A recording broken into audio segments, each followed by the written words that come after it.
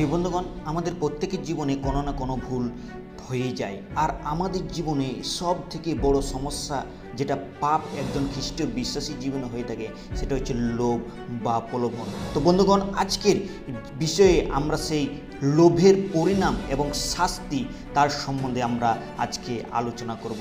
তো আপনাদের প্রত্যেককে আত্মবাক্য চ্যানেলের পক্ষ থেকে স্বাগতম জানাই। আজকে আমরা যে বিষয়ে আলোচনা করব সেটা পুরাতন নিয়ম থেকে, বিশেষ করে একজন চরিত্রে, একজনের জীবন কাহিনী সম্বন্ধে আমরা আলোচনা করব। ঈশ্বরের বাক্য, প্রভু আমাদের সদাপ্রভু, তিনি পুরাতন নিয়ম থেকে নতুন নিয়ম পর্যন্ত তিনি বলেছেন যে ঈশ্বর পাপকে ঘৃণা করেন।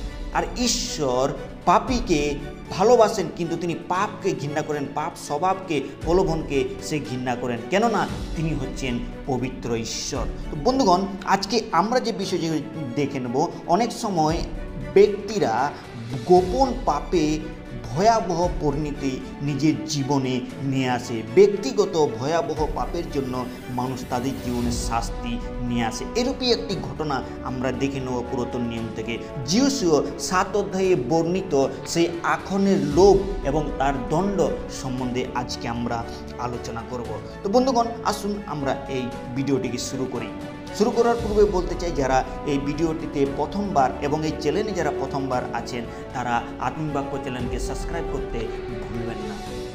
আসুন আমরা ঘটনাতে যাই। বিশেষ করে যিশু 7 অধ্যায় যদি আমরা বিশেষ করে দেখি, যখন ইসরায়েলেরা জিরিহ জয়লাভ করেছিল 6 অধ্যায়ে, আর তখন ঈশ্বর আদেশ দিয়েছিলেন যে তোমরা যখন জিরিহকে জয় করবে, তখন তোমরা কোনো জিনিস যে লুটিত দ্রব্যগুলি আছে সেগুলো তোমরা নিও না, বর্জিত দ্রব্য তোমরা নিও না, আর সেগুলো হইতে তোমরা সাবধান থাকো। আর যদি সাবধান না থাকো, তাহলে সেই দ্রব্যের জন্য তোমাদেরকে বেকুল করিবে, এবং যা কিছু রৌপ্য স্বর্ণ হবে সেগুলো ঈশ্বরের সদাপ্রভুর ভাণ্ডারে যাইবে। সেগুলো সেই বস্তুগুলো যেন কোনো ব্যক্তি হাত না দেয়। কিন্তু ঘটনাক্রমে কি হয়, এই ঘটনাটি 6 অধ্যায়ে আমরা 18-19 পদে আমরা দেখতে পাই। 18 পদে এরূপ লেখা আছে, আর তোমরা সেই বর্জিত দ্রব্য হইতে আপনাদিগকে সাবধান রক্ষা করিও, নতুবা বর্জিত করিবার পর বর্জিত দ্রব্যের কিছু লইলে তোমরা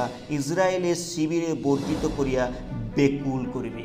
আর এখানে ঈশ্বর সাবধান করে যে তোমরা জয়ী হবে, কিন্তু সমস্ত কিছু জেলে দেবে, সমস্ত কিছু দ্রব্য নষ্ট করে দেবে, ধ্বংস করতে হবে, কিন্তু লুটিত সমগ্র কেউ যেন কিছু না নেয়। কিন্তু একজন ব্যক্তি, যার নাম হচ্ছে আখন, যার সম্বন্ধে আজকে আমরা আলোচনা করব, তিনি যে ভুলটা করেছিলেন আর তার ভুলের পরিণামকে সে কি পেয়েছিল। 7 অধ্যায় 1 পদে যদি আমরা বিশেষ করে দেখি, সেরহের সন্তান শব্দের সন্তান কর্মীল পুত্র আখন বর্জিত বস্তু কিছু হরণ করিল, তাহাতে ইসরায়েল সন্তানদের প্রতি সদাপ্রভুর ক্রোধ প্রজ্বলিত হইল। আমরা এখানে সেই ব্যক্তির নাম দেখতে পাই, তার নাম হচ্ছে আখন। আর তিনি কি করেছিল, বর্জিত বস্তুর কিছু অংশ চুরি করে রেখেছিল।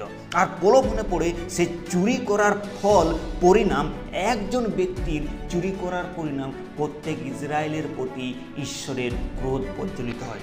সেটা আমরা কি করে দেখতে পাই, জিরিহ জয় করার পর ইসরায়েলরা আরেকটা দেশকে জয় করার জন্য যাচ্ছিল, আর সেই দেশের নাম হচ্ছে অয়। আর সেই নগরটি ছিল ক্ষুদ্র, সেই নগরে বেশি লোক থাকতো না, কিন্তু সেখানে তবুও ইসরায়েলরা 3000 লোককে নিয়ে গেল যুদ্ধ করার জন্য।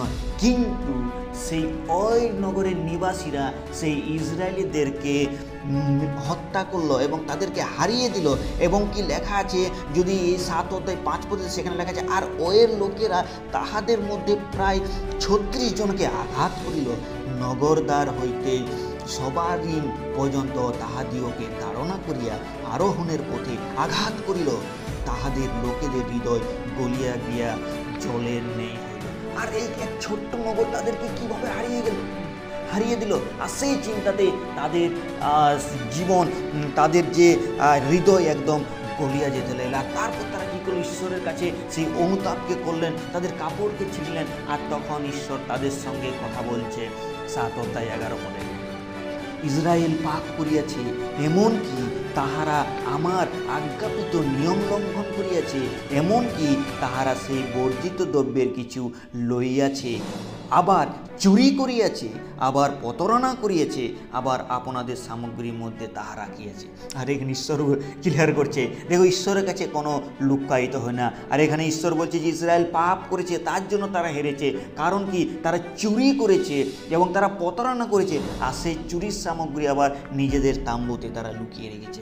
আর এই কথা শুনে জিউসও বললেন যে যে ব্যক্তি এই বিষয়টি করেছে তার শাস্তি অনিবার্য।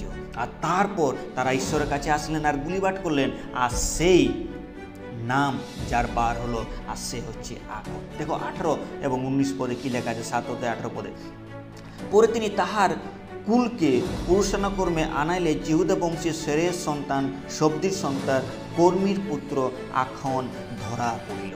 আর আখন যখন ধরা পড়িল, আর তখন সে স্বীকার করছে, পরবর্তী সময়ে সে স্বীকার করছে। সে কি বলছে দেখো, সেখানে লেখা আছে 21 পদে লেখা আছে যে আমি লুটিত দ্রব্যের মধ্যে উত্তম একখানি বাবিলিনীয় শাল 200 শেকল রৌপ্য ও 50 শেকল পরিমিত এক থান স্বর্ণ দেখিয়া লোভে পড়িয়া হরণ করিয়াছি। প্রিয়রা, এই কথাটা সবসময় লোভে পড়িয়া, অনেক সময় ব্যক্তি আমরা লোভে পড়িয়া চুরি করি, আর তা যেটা ঈশ্বর পছন্দ করেন না। আর তার এই পরিণামের জন্য তার একটা বড় শাস্তি হলো। তার শাস্তি কি হলো? তাদের প্রত্যেককে বস্ত্রাঘাতে আঘাত করল। 25 পদে সেখানে লেখা আছে যে ইসরায়েল তাহাকে বস্ত্রাঘাত করিল, তাহারা তাহাদিওকে আগুনে পোড়াইল ও বস্ত্রাঘাত করিল।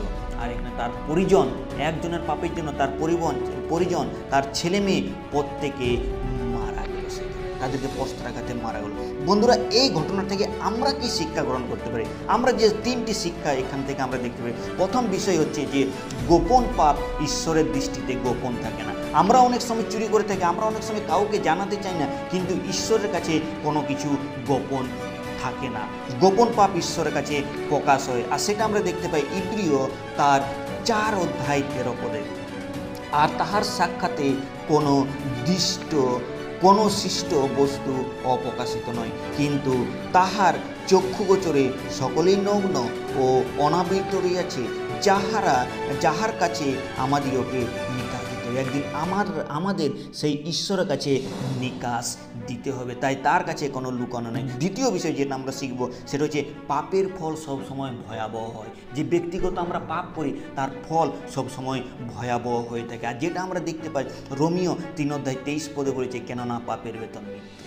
হ্যাঁ বন্ধুগণ, আমরা যে পাপ করবো, আমরা যে পরিণাম সেটা নিকাশ দিতে পারে, সেটা হচ্ছে ভয়াবহ, আর সেটা মৃত্যুও হতে পারে। আর তৃতীয়, যখন আমরা কোনো ভুল করি সেটা অনুশোচনা সাথে সাথে করতে হবে, যেন আমরা লুকিয়ে রাখি। এখন কি করেছিল? সেই ব্যক্তিগত পাপ সামানগুলো সে স্বীকার করেনি, কিন্তু সে কি করেছিল?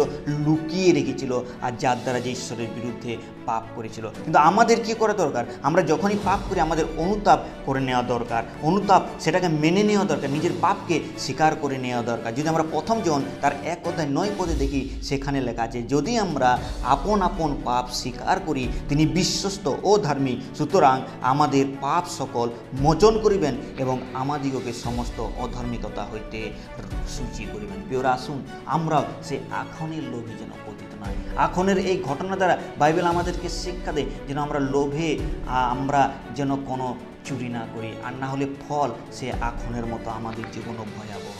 তা আসুন আমরা এইসব শিক্ষাগুলির দ্বারা যে আমাদের যে বিষয় যেন গোপন পাপ যেগুলো রয়েছে সেগুলো ঈশ্বরের কাছে দৃষ্ট হয়, তো তার জন্য আমরা সেইগুলো যেন কোনো লুকিয়ে না রাখি। দ্বিতীয়, পাপের ফল সবসময় ভয়াবহ। আমি যদি কোনো লুকিয়ে কোনো পাপ করছি তো সেটার মৃত্যু আমাদেরকে দিতে হবে, সেটা নিকাশ আমাদেরকে দিতে হবে। আর যেন আমরা যখন পাপ করি সেটা যেন আমরা অনুশোচনা করে নিই, যেন আমরা প্রভুর কাছে স্বীকার করে নিই, প্রভু আমি পাপ করছি, আর তিনি হচ্ছেন বিশ্বস্ত ধার্মিক, তিনি আমাদেরকে ক্ষমা করুন। তো এই ছোট্ট চিন্তাধারা ঈশ্বর আপনাদের প্রত্যেককেই আশীর্বাদ করুন, যেন ঈশ্বর আপনাদেরকে আরও প্রচুর পরিমাণে বৃদ্ধি পেতে সাহায্য করে এবং শক্তি দেন, সামর্থ্য দেন। আরেকটিবার বলতে চাই, যদি এই বার্তাটি আপনাদের পছন্দ হয়েছে আর যদি আপনারা এই বার্তা দ্বারা উপকৃত হয়েছে, তাহলে লাইক, শেয়ার এবং সাবস্ক্রাইব করতে ভুলবেন না। আপনাদের আরেকটিবার প্রত্যেককেই